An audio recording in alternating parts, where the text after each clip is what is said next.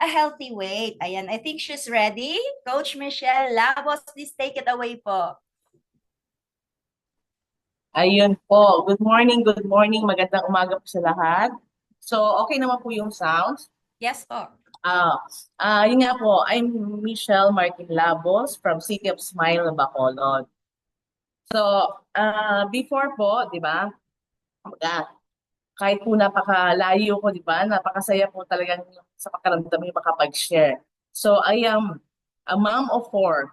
So, ngayon po is nasa 20s na po sila. So, I'm 48 years old.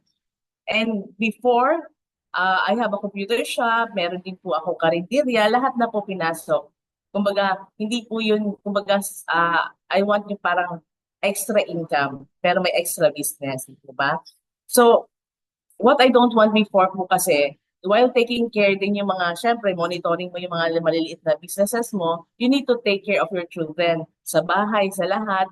Although on the morning, kasi medyo bata-bata pa, very active ka, pero pagkagabi talaga napaka-low na ng energy, wala nang natitira for myself.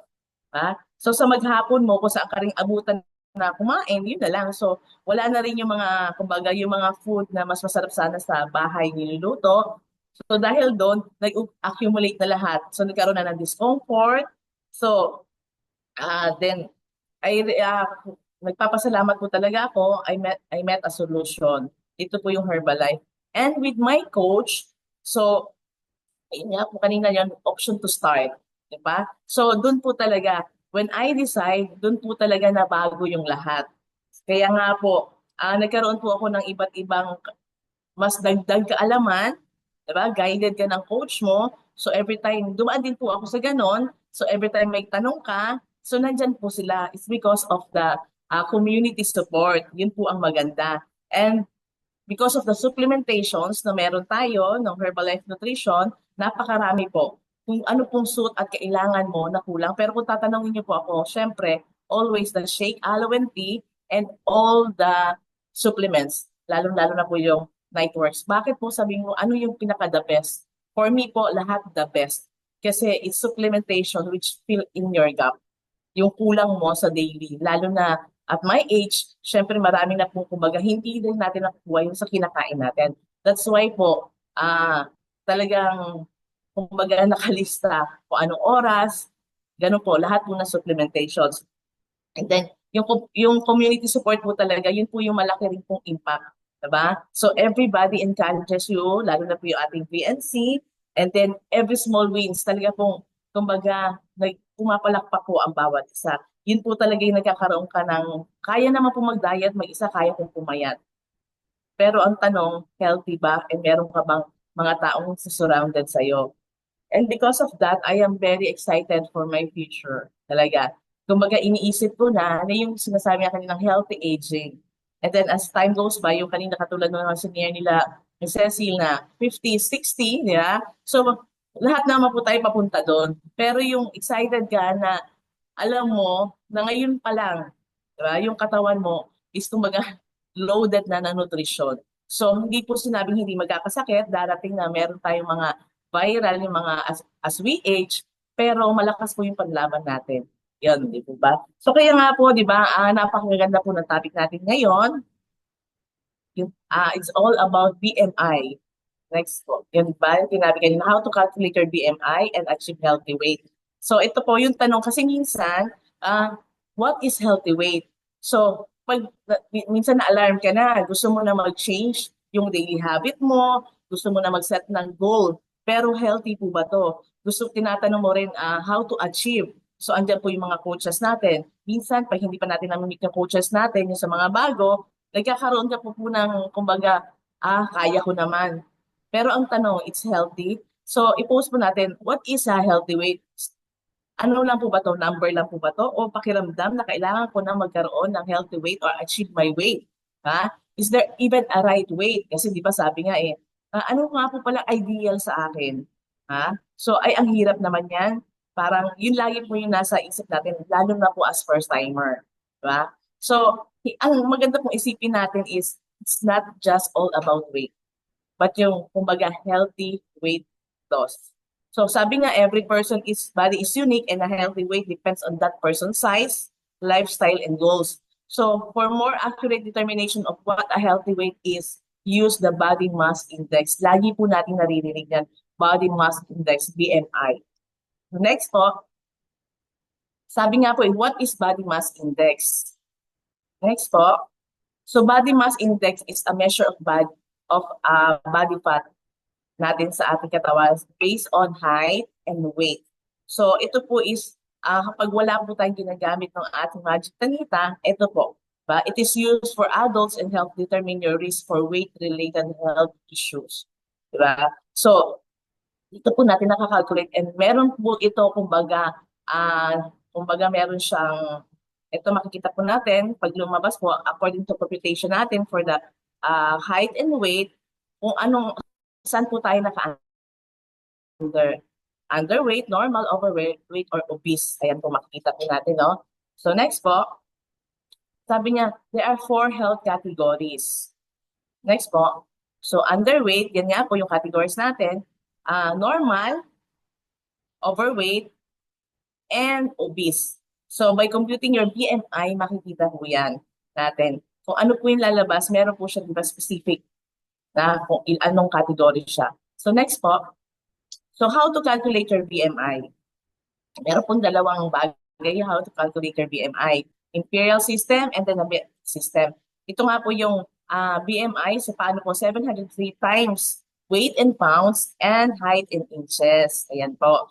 Makukuha mo po yung BMI and then kung na-screenshot niyo po yung kanina, malalaman niyo kung saan po ba kayo na-belong doon. Diba? So like, meron din pong metric system.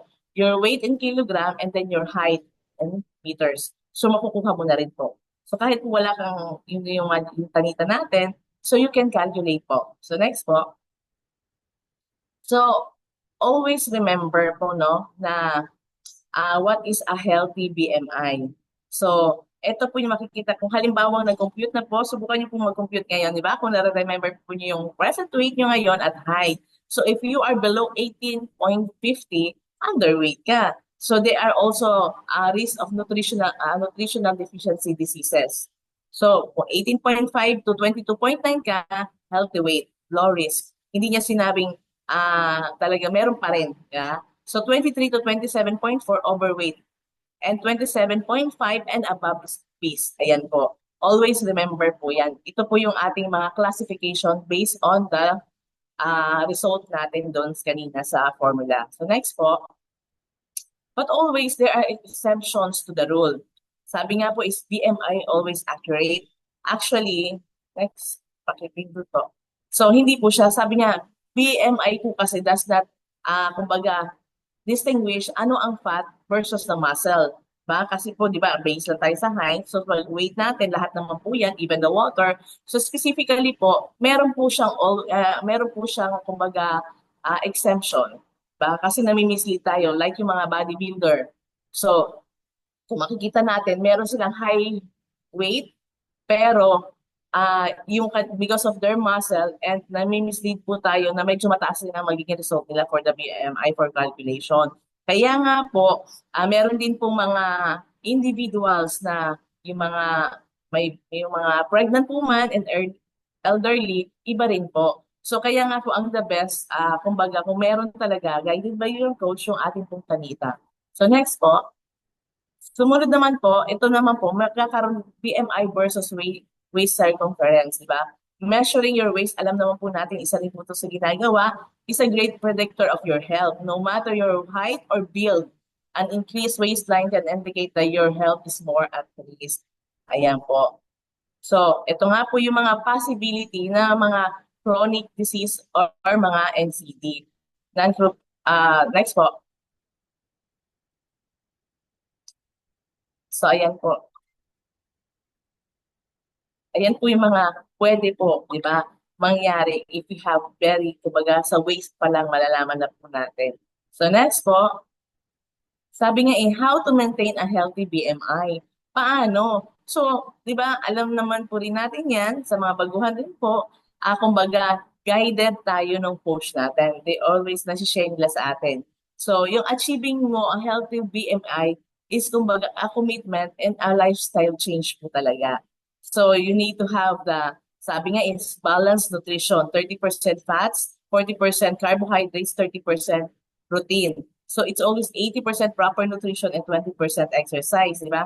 Yung ating mga green leafy vegetables, yung ating mga fruits, kumbaga, dito po natin ipapasok yung pinggang Pinoy.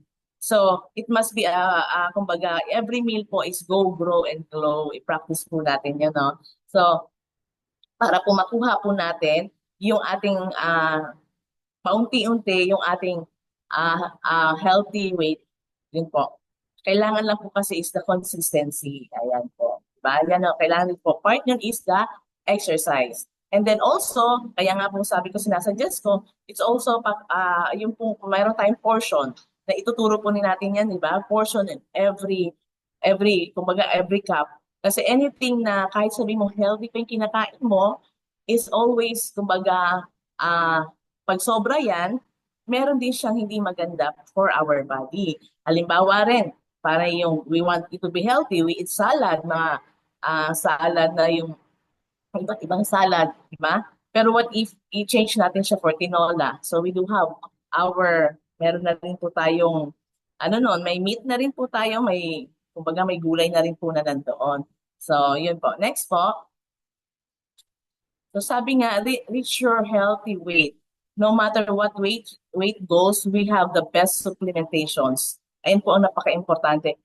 Supplementation, syempre ipasok na rin po natin yung sleep, diba? And exercise. And then syempre, we must manage our stress. Yan po talaga, isa po yan sa mga factor. Diba? So, and the best thing po, because we have the support system to help you succeed and build healthy habits. It's all about lifestyle po talaga.